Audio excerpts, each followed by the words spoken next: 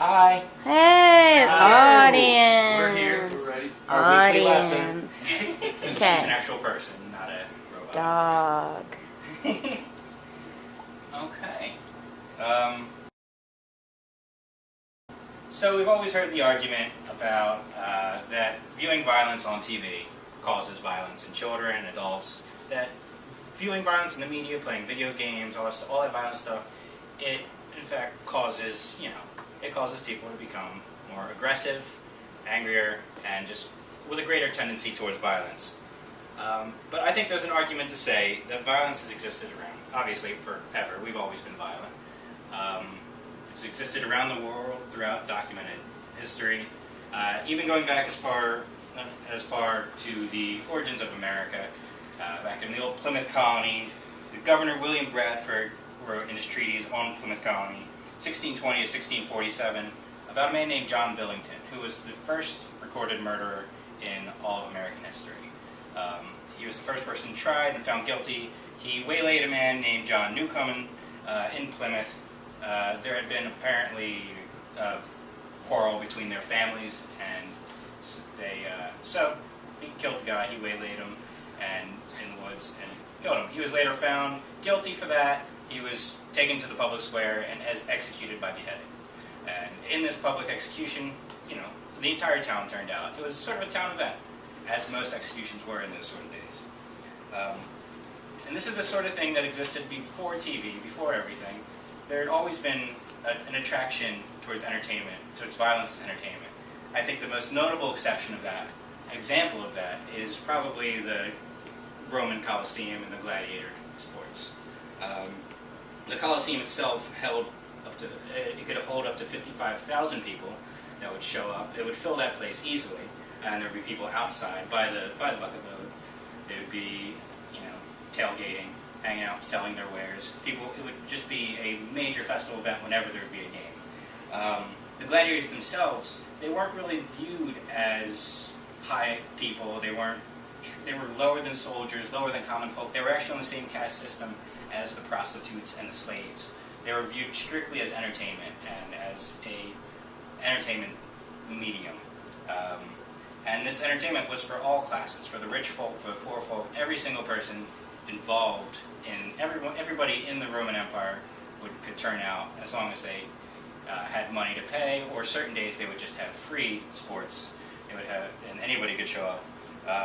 And all this information comes from the Roman Tourism Board. So this was a public display of violence that wasn't geared towards punishment or anything, but there were tons and tons of different public executions that were used throughout ages, throughout all times. One of the oldest one is boiling.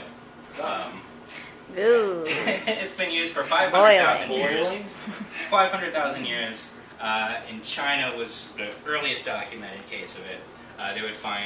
Scholars have found human bone remains in cauldrons that have been excavated from dig sites. It was later used in England in the 16th century as well, and they could use water, tar, or oil. They could use any of those to really do it with. After that, there's also a public, everybody has seen this before, most notably from Jesus Christ, who was crucified. The crucifixion is a very old practice. It was used by the Carthaginians, Romans, the Persians, used from mostly through periods of 600 BC to 4 AD. So that's about 400 years.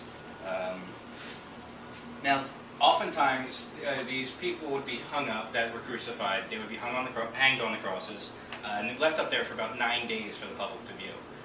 Is basically the maximum amount of time. One man was recorded to be up there for 9 days and survived, and then was later beheaded afterwards. So it doesn't really pay off to survive.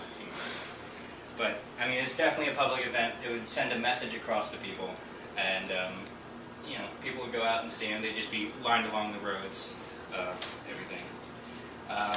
Another thing is the breaking wheel, which is also known as the Catherine wheel. This was a big public event. They actually had these devices set up in the middle of town. They would leave them up all the time. It is a little gruesome. Basically, people would be attached to these wheels, and depending on how terrible their crimes were, they would either have every bone broken from the bottom up or from the top down. So if they were admitted to their crimes and they were found okay, they would start from the top and the guy would die instantly. If they were terrible crimes and they wouldn't admit to them, they would start from the bottom and work their way up. Moving on back to Asia, Southeast Asia. Actually, I'm sorry, we're skipping ahead. Impalement was another popular one in the European Empire. It was used in Rome, China, Greece, and Turkey, most notably by a guy named Vlad Tepes, who was also known as Vlad the Impaler, who also later became known as Dracula. He wasn't actually Dracula, but that's where the legend of him came from. He was from a European nation known as Wallachia, and he would all his enemies he would impale, leave hanging on the gates, just to send a message, let the entire town see them, and visit. Also, there was crushing. It was a big thing in Southeast Asia. I thought just Gallagher did it with This was mostly used, they would use elephants in Southeast Asia. It's been done for 4,000 years. And even some of the parts of Asia today, they still do it. There's been reports of it. It also was also brought over to Europe too, once when the Western society infiltrated China and Southeast Asia. But they oftentimes wouldn't use elephants because they didn't have the elephants there. They would just use large boulders.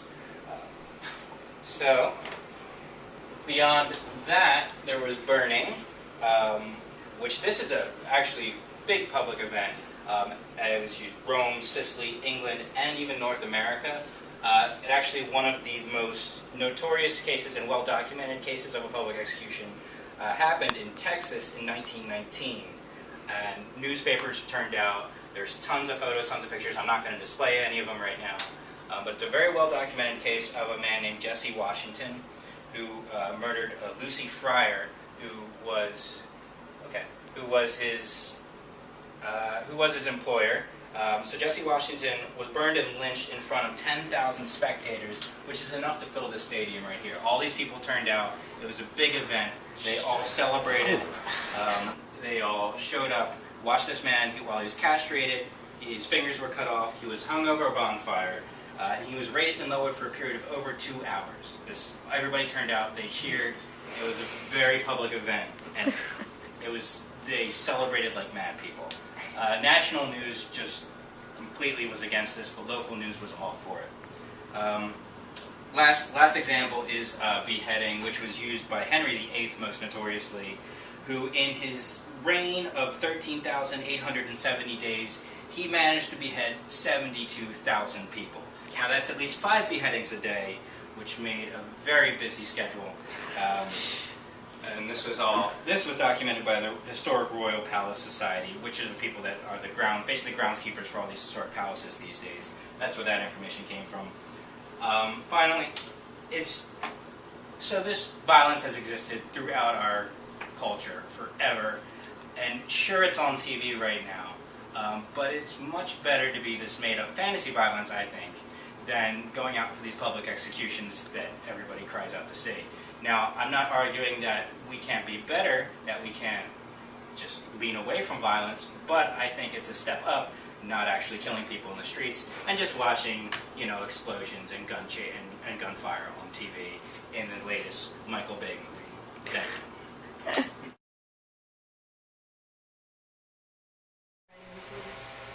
Okay. How did the Catherine wheel get its name? Well, it was actually named after Catherine the Great. Actually, not Catherine the Great. Saint Catherine, who, according to a lot of scholars, is probably made up. But legend has it that Catherine was strapped to the wheel, and immediately as she strapped, the wheel shattered and exploded. And she was, basically it was a miracle, and she was let off the hook by God. And that's why it was called the Catherine wheel. Right. Do you think that if public executions weren't public and all of these things were done behind doors, that there would be less violence in the media today because it's not something we expected as entertainment? Well, I think that's a great question. It could definitely be true, but I feel it was their nature of the ruling parties to make these public, to set an example, and there would be less of a point to make them to do these executions when they weren't public. There wouldn't be a need for them, and especially not so gruesome. So, violence has been with us forever, but there are some societies that are non-violent, like Tibet. Is there violence in Tibetan culture? Some societies are non-violent, that's absolutely true, but those societies are usually secluded and mostly cut off from the rest of society. And I think it is the seclusion that allows them to be non-violent. Thank you. So, are there any other particularly gruesome ways of, like, public executions that you didn't mention, or? I did read about necklacing.